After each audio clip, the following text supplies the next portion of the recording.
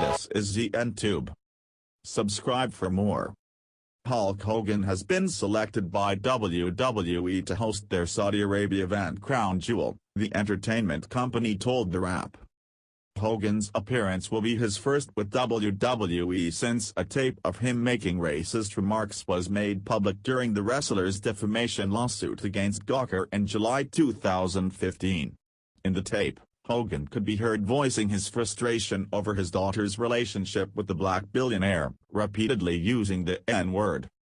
Following reports of the tape, WWE announced it had terminated Hogan's contract and removed all mention of Hogan from its website and merchandise shop. This included removing him from the list of members of the WWE Hall of Fame, which Hogan was inducted into in 2005.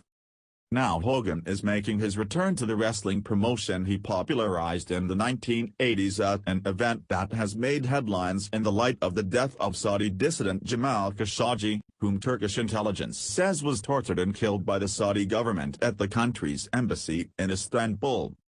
As several other American businesses, including Endeavor, have severed ties with the Saudis, WWE has moved forward with the event, which is set to take place on Friday.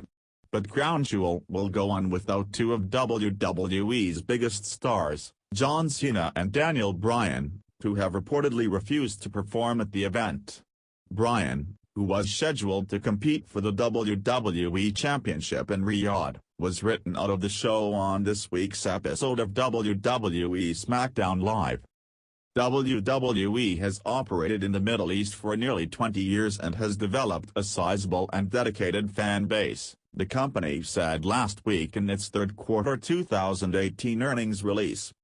Considering the heinous crime committed at the Saudi consulate in Istanbul, the company faced a very difficult decision as it relates to its event scheduled for November 2 in Riyadh. Similar to other U.S.-based companies who plan to continue operations in Saudi Arabia, the company has decided to uphold its contractual obligations to the General Sports Authority and stage the event. Full year 2018 guidance is predicated on the staging of the Riyadh event as scheduled. In the meantime, Crown Jewel has been derided by fans and comedians alike.